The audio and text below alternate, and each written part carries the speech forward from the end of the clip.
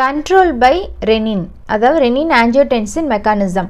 குளோமருலஸில் blood flow கம்மியாக இருக்கும்போதோ இல்லை பிபி கம்மியாக இருக்கும்போதோ இல்லை குளோமருலர் ஃபில்ட்ரேஷன் ரேட் கம்மியாக இருக்கும்போதோ ஜேஜி செல்ஸ் வந்து ஆக்டிவேட் ஆகுது. அது ரெனினை செக்ரீட் பண்ணுது. ஹார்மோன், இது வந்து ஒரு ஹார்மோன்.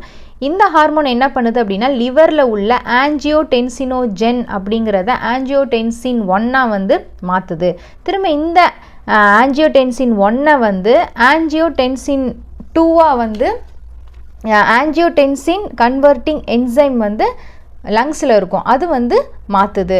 ஸோ இந்த ஆஞ்சியோடென்சின் 2 வந்து பவர்ஃபுல் வாசோ கன்ஸ்ட்ரிக்டர். அப்படின்னா பிளட் வெசல்ஸை வந்து என்ன இறுக்கி அப்படியே பிடிச்சிக்கிறோம், கன்ஸ்ட்ரிக்ட் பண்ணும். ஸோ அதனால் என்ன ஆகுது, குளோமருலர் ஃபில்ட்ரேஷன் ரேட் வந்து ஜாஸ்தி ஆகுது. இந்த ஆஞ்சியோடென்சின் 2 இன்னொரு வேலையும் பார்க்குது. அது என்ன அப்படின்னா அட்ரினல் கார்டெக்ஸ்ட்டை ஸ்டிமுலேட் பண்ணி ஆல்டோஸ்டீரான் அப்படிங்கிற ஹார்மோனை செக்ரீட் பண்ணி அதனால இந்த டிஸ்டல் பார்ட்ஸ், அதாவது அந்த கடைசி பார்ட்ஸ் இருக்கு இல்லையா, இந்த டிசிடி கலெக்டிங் டியூபியூல் இதில் ஆக்ட் ஆகி என்ன ஆகுதுன்னா சோடியத்தையும் வாட்டரையும் நல்லா வந்து என்ன பண்ணுது, ரீஅப்சார்ப்ஷன் பண்ணுது.